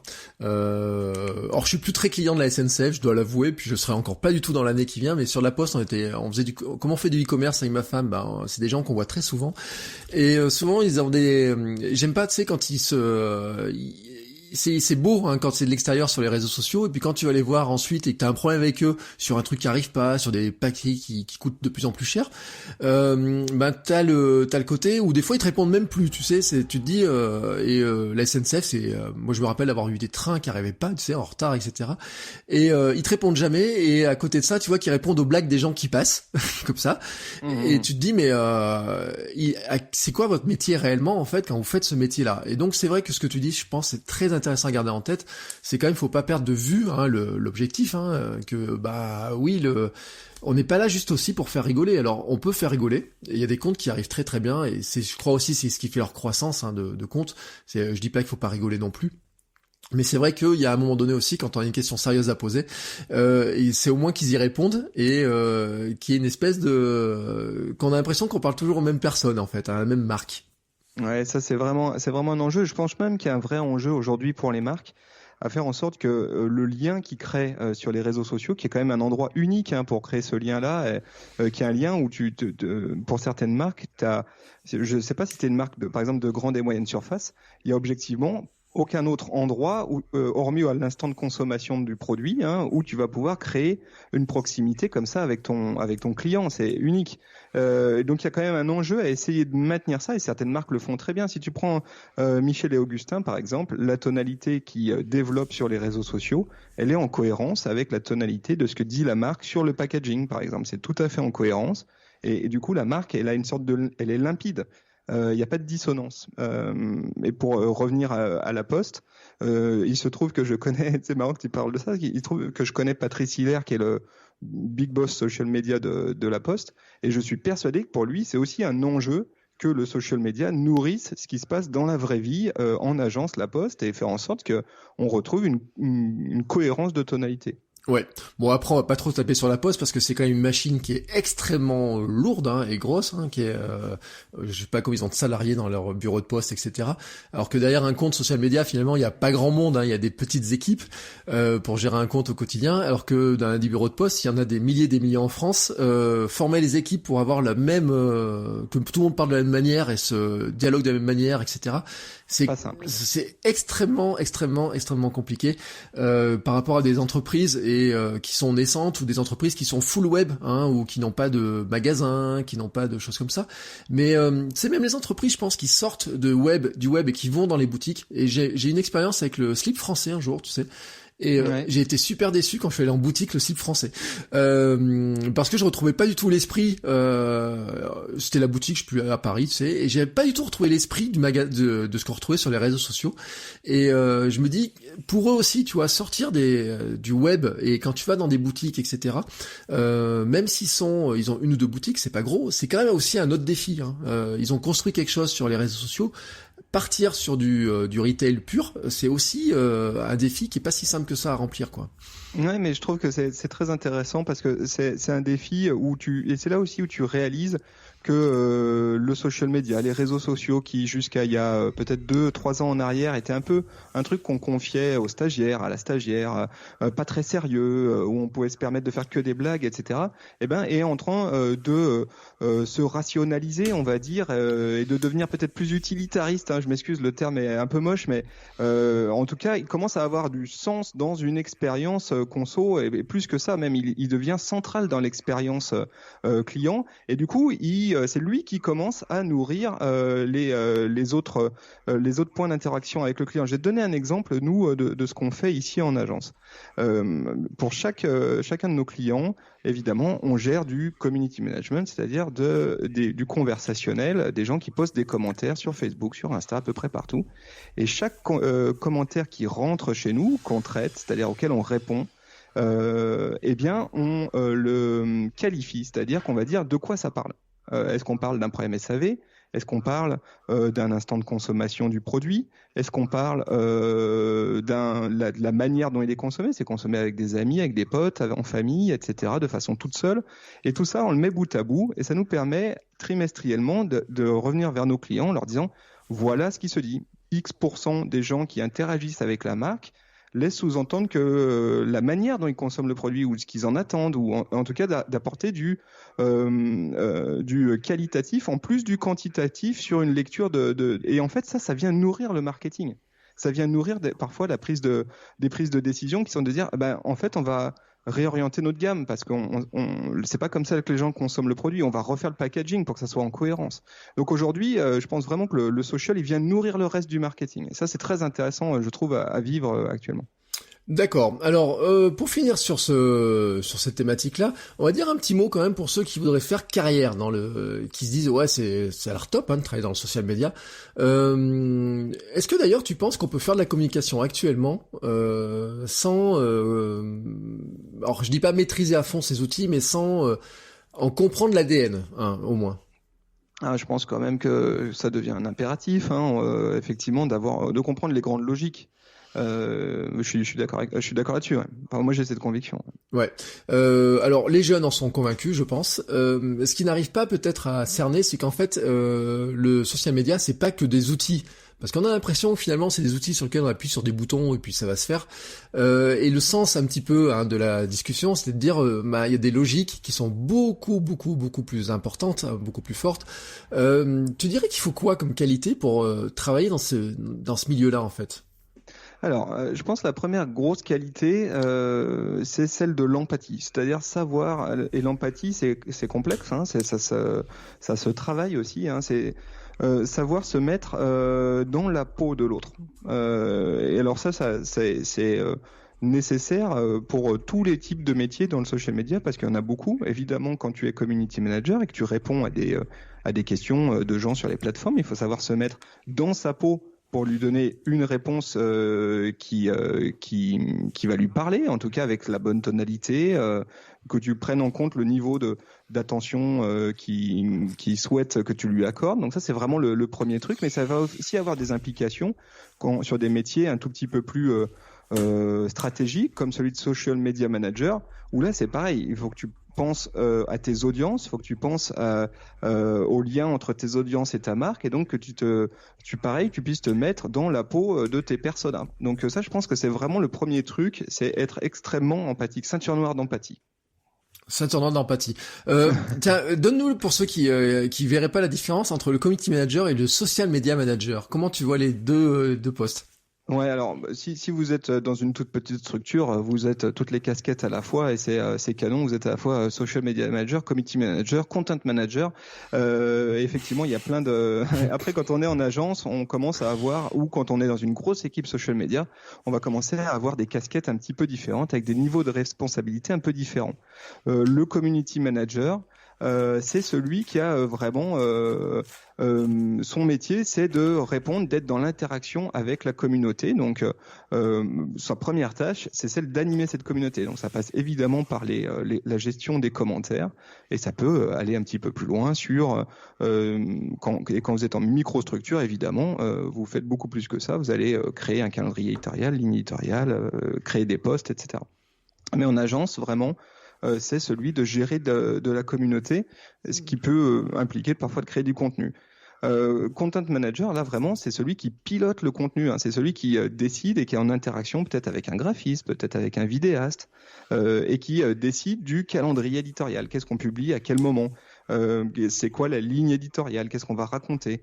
Et lui, il a quelque chose, il a une vision un tout petit peu plus stratégique et peut-être à plus longue vue sur un compte client. Et puis après, le social manager, c'est vraiment celui qui est le stratège d'une stratégie social media, celui qui met en place une stratégie. Et lui, évidemment, il va commencer à avoir une réflexion multiplateforme, Facebook, Instagram, LinkedIn, comment ça s'emboîte, quel contenu je mets dans quelle plateforme, c'est qui mes personas marketing, est-ce que là je leur parle ou là est-ce que je leur parle moyennement. Et c'est lui qui va être un peu le chef d'orchestre voilà, bon, c'est résumé, mais dans les faits, même en agence, tout le monde fait un peu tout, hein, c'est quand même. Ouais. Non, mais c'est ce qui est intéressant, c'est de montrer la diversité. Moi, j'ai une tendance, moi j'ai des étudiantes à l'université qui montent jusqu'à bac+5 et je leur dis visez plutôt les social media manager, content manager, etc. Parce que le community manager, quand même, on a le sentiment que c'est... attention, hein, je dis pas que c'est... je dévalorise pas le métier, mais j'ai l'impression quand même qu'on va aller de plus en plus vers du centre d'appel, tu vois, de la réponse, des fois, qui est un peu toute faite sur des choses.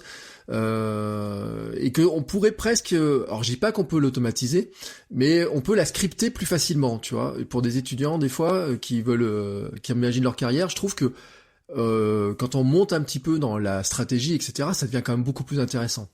Oui, bah c'est certain. En général, ce qui se passe quand on est en agence, on commence par community manager, puis après on gravit les échelons avec l'expérience qu'on a. Quand on est chez l'annonceur, donc directement chez une marque ou chez une entreprise, là c'est un petit peu différent et bien souvent on va attaquer avec des postes un peu plus mixtes où on va avoir plusieurs casquettes et on va non seulement gérer du commentaire et puis se poser des questions de stratégie, etc. Faire un petit peu plus de tout, quoi. Est-ce que tu vois des profils types ou est-ce que tu vois que les profils finalement sont beaucoup plus mixtes que ce qu'on pourrait penser? Je viens par là pour dire que on a des entreprises et moi je les croise encore qui disent les réseaux sociaux c'est un truc des petits jeunes, tu vois. T'en as parlé un petit peu tout à l'heure, mais est-ce que tu vois que ça a quand même évolué dans la tête des gens? Déjà, moi, je suis loin d'être un petit jeune, hein, pour commencer. Moi, juste là-dessus, j'ai bientôt 40 piges, donc je me considère pas vraiment comme un jeune. Et puis, mon équipe ici, Adjan, Camille, ont 30 ans passés, donc moi, je crois que l'âge a pas forcément d'impact à proprement parler. Je pense qu'il y a des gens qui sont déconnectés totalement.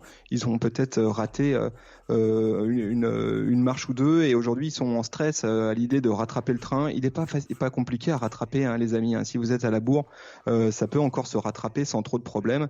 Il faut juste à un moment donné plonger dedans.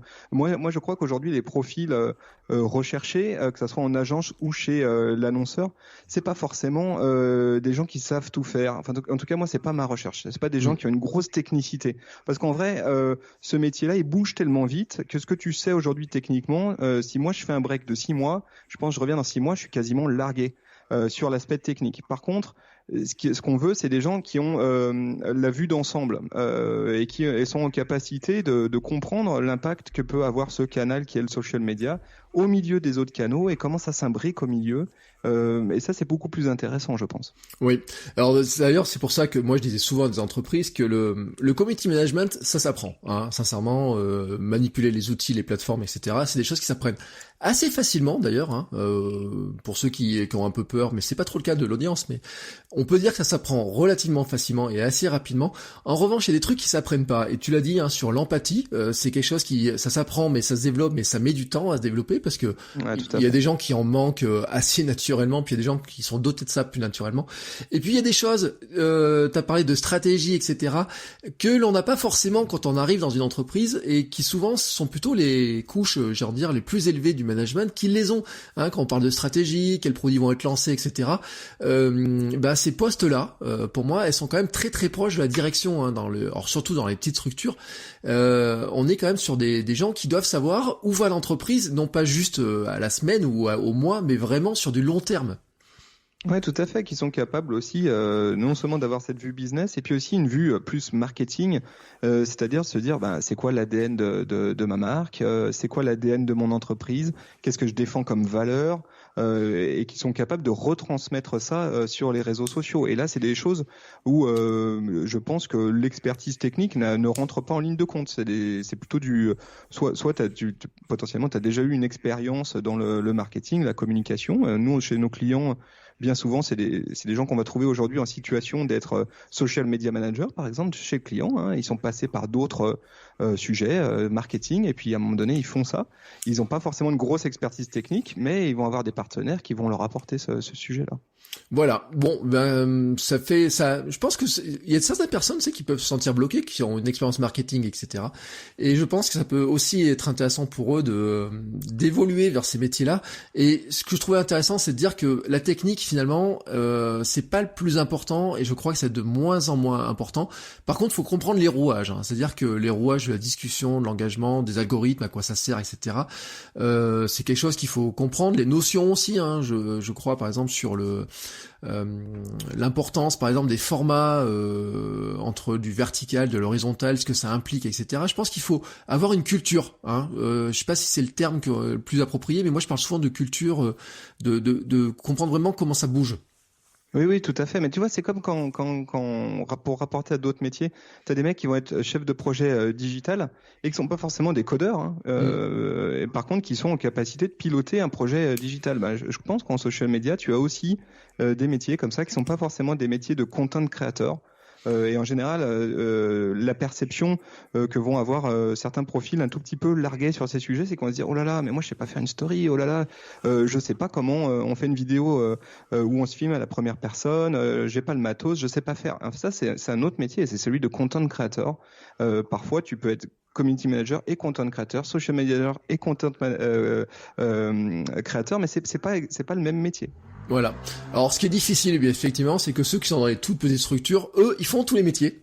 Et oui, tout à fait.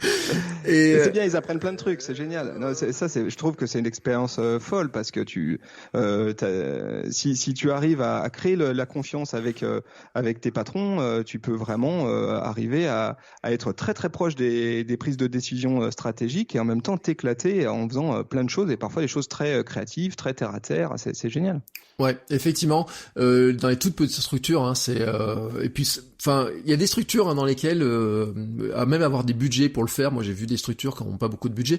J'ai vu des structures aussi où, ça revenait un petit peu à ce que je disais, hein, où le patron finalement est le social media manager, ou on peut l'appeler comment, ou des fois même le content, tu vois. Enfin, j'ai vu des patrons qui m'appelaient me dire, moi, je vais faire de la vidéo pour incarner mon entreprise, parce que c'est un élément qui est important quand même. C'est comment est-ce que on incarne l'entreprise.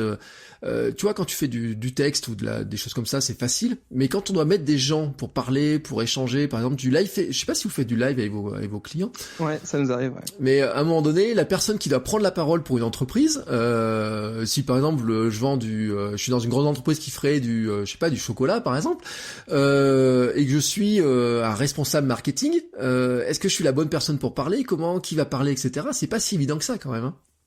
Ouais, bah là c'est vrai que il faut quand t'es une agence, il faut que tu fasses un petit peu l'état des lieux des forces en présence, on va dire, et tu te dises tiens là j'ai un super profil, on peut le mettre à profit. Et puis parfois il faut trouver des subterfuges parce que tu vas pas avoir la bonne personne à disposition. Donc soit tu peux faire rentrer dans la boucle quelqu'un d'autre, hein. Tu peux avoir quelqu'un qui vient incarner ponctuellement la marque sur une web-série, tu vas faire venir un personnage par exemple, c'est des choses envisageables, ou lui faire prendre la parole peut-être sur d'autres biais. Tu vois, on parle de podcast, nous deux on est podcasteurs, on kiffe ce format. Parfois le format c'est pas toujours celui de la vidéo, ça peut être d'autres, et il y a des formats sur lesquels nos interlocuteurs sont parfois plus à l'aise que d'autres. Oui, alors je renvoie d'ailleurs, vous avez fait un épisode très intéressant sur le podcast, notamment sur les marques de luxe en podcast, hein. Vous pouvez parler de certains exemples dans le luxe, hein, Hermès, il me semble. Des gens comme ça, c'est vraiment intéressant. Hein. Il y a des cas où ça montre d'ailleurs qu'ils sont capables de faire parler des personnes qui sont des salariés des boutiques, des choses comme ça. Hein. C'est vraiment un format très différent. Ouais, tout à fait. Et là-dessus aussi, on constate pour ce qui est des marques de luxe spécifiquement, et ça, je trouve que c'est un bon moyen aussi de décomplexer d'autres acteurs sur d'autres marchés. C'est de dire même les marques de luxe ont compris que cette authenticité, cette proximité avec leurs clients, elle les obligeait pas à jouer faux, quoi. C'est ce que les gens attendaient, et qu'en même temps, je pouvais rester vrai, je pouvais rester Hermès, une marque de luxe extraordinaire, avec une histoire folle, tout en faisant parler des gens qui sont pas des stars devant la caméra, parce que je suis dans l'authenticité, dans le vrai, avec des gens qui ont de l'expertise et qui viennent le transmettre simplement. Et ça, je trouve que ça doit pouvoir décomplexer aujourd'hui bien des petites PME à l'idée de prendre la parole. Oui, et c'est toujours intéressant de regarder ce que fait le luxe, parce qu'ils sont souvent très en avance, hein, quand on regarde un petit peu les choses. Ou alors il y a des choses qui sont, puisque le luxe le fait, on va dire, nous on peut le faire aussi. Et l'exemple que tu donnes est intéressant. Moi, c'est toujours une analogie que je prends, c'est sur l'automobile. Je suis pas un féru de voiture, mais quand je dis le jour où les grandes marques de luxe automobiles et de sport passent aux boîtes automatiques, tout d'un coup les gens se disent mais finalement c'est vachement bien l'automatique. Alors que si c'était une petite marque qui met ça sur ses petites voitures, on aurait dit l'automatique c'est pas terrible. Et en fin de compte, le fait que le luxe se dise oui, regardez, on est capable de mettre de l'automatique nous sur les boîtes de vitesse, et d'un coup les gens disent oui, c'est une opportunité, c'est quelque chose qui est possible. Et je crois qu'effectivement quand tu dis une marque peut faire du podcast, etc. Moi j'avais vu Hermès qui s'amusait à faire du finger skate à une époque. Ouais, voilà, c'est par exemple. Tu te dis attends, si eux ils ont osé faire ça, une plus petite marque peut aussi prendre je crois que c'est un risque qui est très très limité quand même de s'amuser. D'ailleurs, tiens, tant qu'on est sur le risque, comment on limite le risque si je suis une petite entreprise et que j'ai un peu peur? Tu vois, je suis un peu frileux parce que souvent des entreprises qui sont, moi j'ai eu souvent des cas qui me disent oui mais on va se prendre des mauvais commentaires par exemple. Comment est-ce que quelque part on peut les rassurer quand s'ils nous écoutent là tout de suite? Non, mais c'est tout à fait lucide. La première chose, c'est qu'en général, et c'est d'ailleurs le plus gros frein en général sur de la création de contenu, c'est de se dire oh là là, je vais faire un truc pourri, les gens vont pas aimer, donc je préfère pas le faire. Ou alors, attends, faut que je sois sûr de ce que... C'est un truc dont tu parles très bien dans votre coach web, le podcast, c'est ça, c'est ce blocage que tu peux avoir à la création de contenu. Moi, j'ai le sentiment, j'aime bien ce que dit, je vais sortir le gros gourou, là, attention, Gary Vaynerchuk, quand il dit, il faut arrêter de communiquer, il faut documenter. En fait, ça, j'adore cette idée, parce que justement, elle laisse sous-entendre que quand tu communiques, tu dois te poser plein de questions sur le détail, le côté papier glacé de tes productions, de ce que tu vas faire en vidéo, de ce que tu vas faire en podcast. Quand tu documentes, c'est pas vrai, juste tu te montres dans ta vraie vie et tu documentes. Il y a plein de manières différentes de le faire. Donc je pense qu'il faut peut-être juste arrêter de regarder exactement ce que font les autres, etc. Et se dire juste comment je peux raconter mon truc simplement. Et si je suis authentique, il y a quand même peu de chances que je me prenne une boîte. C'est quand je sonne faux que je risque d'en prendre une. Oui, c'est ça. Et la documentation passe par plein de trucs pour les entreprises, les petites entreprises notamment. Moi, je dis souvent, et je l'ai donné le conseil il y a pas si longtemps que ça à une entreprise en lui disant, mais on aurait juste envie, t'as une petite usine qui fabrique des produits pour toi, pourquoi tu vas pas filmer juste un bout de truc quoi, parce que finalement il me dire oui ça intéresse personne. Au contraire, je crois au contraire que dans la discussion ça va nourrir la discussion. Alors après on a des sujets un petit peu touchy, tu vois. Moi j'ai un client par exemple qui est dans la viande, donc il y a un abattoir. Ouais. Et c'est pas si simple que ça. Voilà, on rentre dans des thématiques qui sont un petit peu compliquées, mais qui viennent de l'air du temps, tout simplement. C'est pas de leur fait à eux, c'est de l'air du temps qui est comme ça. Et sur lequel les prises de parole sont des fois un poil plus compliquées. Mais je crois qu'il y a plein de sujets sur lesquels les prises de parole peuvent être plus simples que ça, tout simplement parce que les gens ont aussi envie de savoir ce qui se passe derrière, et c'est toujours intéressant. Bon, je crois que on a fait un bon petit tour. Je sais pas si tu voyais quelque chose à rajouter. Oh là là, on pourrait en parler pendant des. Non, c'était top, super conversation. Je te remercie beaucoup. On pourrait en parler pendant des jours et des jours, je pense. Oui, alors en plus c'est quelque chose qui ne cesse d'évoluer. On l'a dit dans une qualité pour ceux qui veulent travailler dans ce domaine-là, c'est de faire de la veille. c'est obligatoire, mais en fait c'est votre boulot de surveiller tout ce qui se passe. Donc ça de trouver des moyens en tout cas de faire de la veille, et le podcast du Super Daily, je crois, et c'est un super bon moyen de faire de la veille sur le sujet. Si vous n'avez pas envie de lire toutes les publications à droite à gauche qui passent, etc., 20 minutes ou 30 minutes en allant faire votre jogging le matin, ou en courant sur un tapis, ou en voiture, ou dans le métro, ou je ne sais où, je trouve qu'on fait un très très bon tour. On a plein de choses. En plus, vous êtes diffusé à partir de 9h, t'as dit, vous enregistrez. On enregistre à 9h, donc sur le coup des 10h, on est en ligne à peu près, mais il y en a tous les jours. Donc c'est vrai que si tu fais ta vaisselle le soir, tu peux, et au petit-déj pour ton footing, tu as celui de la veille. Donc ouais, et moi j'en ai écouté 3 ce week-end. J'avais loupé votre série de l'été, puis en fait, alors ce qui se passe, et je le dis, c'est que je regarde les titres des épisodes, et puis je me dis celui-là il me plaît pas, celui-là il me plaît pas, celui-là il me plaît, celui-là tiens, je vais me laisser tenter, etc. Mais t'as raison, c'est très bien Bertrand, tu pioches, et nous ça nous va en fait. On est on sait très bien que embarquer des gens, il y en a, hein, et on les remercie, hein, qui nous écoutent tous les jours, ce qui est énorme quand on y pense. Mais venez nous écouter, venez piocher ce qui vous intéresse, et parfois t'es pas intéressé par tout, c'est bien normal. Mais c'est énorme, et j'ai plusieurs personnes déjà qui m'ont dit qu'ils m'avaient pris en cours de route et qui avaient écouté, des fois alors maintenant c'est 400 et quelques épisodes, hein, qui avaient écouté 200 épisodes presque d'affilée. Wow. Ouais, non, mais je suis sûr que certains le font avec vous. Rappelle-moi combien d'épisodes vous avez fait? Je crois j'ai 240, quelque chose comme ça à peu près. 240, oui. C'est la magie du quotidien, c'est que les chiffres augmentent extrêmement vite. Ça va très très vite et hormis les chiffres qui augmentent, c'est vrai que tu as l'occasion aussi de dire beaucoup de choses, de parler de plein de sujets. Et ça c'est vrai que c'est une grosse richesse. Souvent on nous pose la question, je pense à toi d'ailleurs, on te fait la même, mais tu arrives à trouver un sujet tous les jours. Et ben nous en fait on en a des tonnes en stock sur notre Trello comme je disais tout à l'heure et qu'on attend juste le bon moment pour les sortir, mais on a plein de choses à raconter. Ouais. Allez, pour finir, tiens, alors, on a parlé de l'outil sur lequel vous hébergez le podcast, donc c'est Simplecast. Un outil pour toi qui te semble indispensable dans votre métier pour gérer les réseaux sociaux et vraiment qui vous fait vraiment gagner du temps. Alors, je pense qu'il faut à un moment donné, il faut se professionnaliser et avoir des outils de gestion des réseaux sociaux. C'est comme ça. Il y a des outils tierces qui permettent de faire des choses que les plateformes ne peuvent pas faire nativement.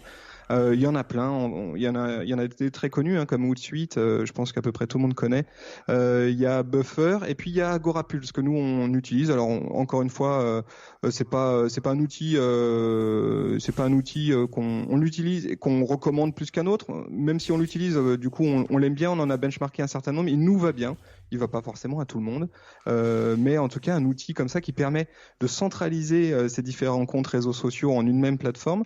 Idem pour les commentaires, de planifier ses publications. À un moment donné, si on veut être sérieux dans ses affaires, c'est ce qu'il faut faire.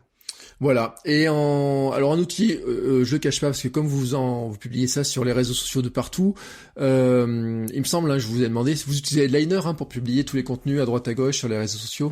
Ouais, alors Headliner, effectivement, est dans notre toolbox, super outil qui est passé en payant maintenant, malheureusement, mais en même temps, vu que l'outil est très bien, c'est normal qu'ils gagnent leur vie. Donc ça, Headliner, ça permet de faire effectivement des audiogrammes, ces petites courbes de son qu'on va voir, où on va prendre un extrait d'1 minute et on va faire une petite courbe de son dessus. Super outil, il y a plein de choses à faire dessus. Il fait aussi de la retranscription texte. Sur la base d'audio, donc ça c'est vraiment cool. Qu'est-ce que j'ai d'autre très rapidement dans ma toolbox? Allez, un petit dernier sur la veille, puisqu'on parlait de veille. Nous on utilise Feedly que j'adore, Feedly, super outil pour gérer des flux RSS, gérer sa veille, classer par dossier, faire des annotations. Voilà, moi c'est mon outil de veille. Tiens, allez, et je te pose une colle parce que peut-être que t'as pas l'outil magique. Est-ce que tu auras un outil pour trouver des hashtags pertinents sur les réseaux sociaux? Alors, je sais que c'est marrant parce que aujourd'hui j'ai bookmarké un truc sur Facebook. Je suis tombé là-dessus. Si tu me laisses 2 secondes, je vais le retrouver. Je vais pouvoir te répondre. Mais aujourd'hui, en termes d'outils, on utilise un truc qui s'appelle Litag. Mais je suis pas ultra satisfait par cet outil. Je le trouve un peu moyen. Il est surtout rattaché à Instagram, pardon. Et du coup, je l'ai pas. J'arrive plus à le retrouver. Ce que je vais faire, c'est que je vais te l'envoyer. Tu pourras le mettre en note d'épisode. Ouais, en note de l'épisode. Qu'est-ce que t'en penses? Ouais, c'est très bien. Chacun cherche les outils. Moi, je le dis, je vous mettrai aussi en note de l'épisode. Je suis en train de tester un outil qui s'appelle Flick.tech. Je suis pas certain d'être très convaincu par l'outil, mais je vous mettrai un lien parce que en fait en cliquant sur le lien vous avez 1 mois de test, donc gratos, donc vous verrez ce que ça fait. En fait ils m'ont séduit, tu sais, par le discours en fait, en disant on a l'outil qui va te permettre de trouver tous les hashtags, etc. Et je sais pas si cet outil-là existe. Sincèrement, je sais pas si vraiment il y a un outil qui existe pour trouver les hashtags.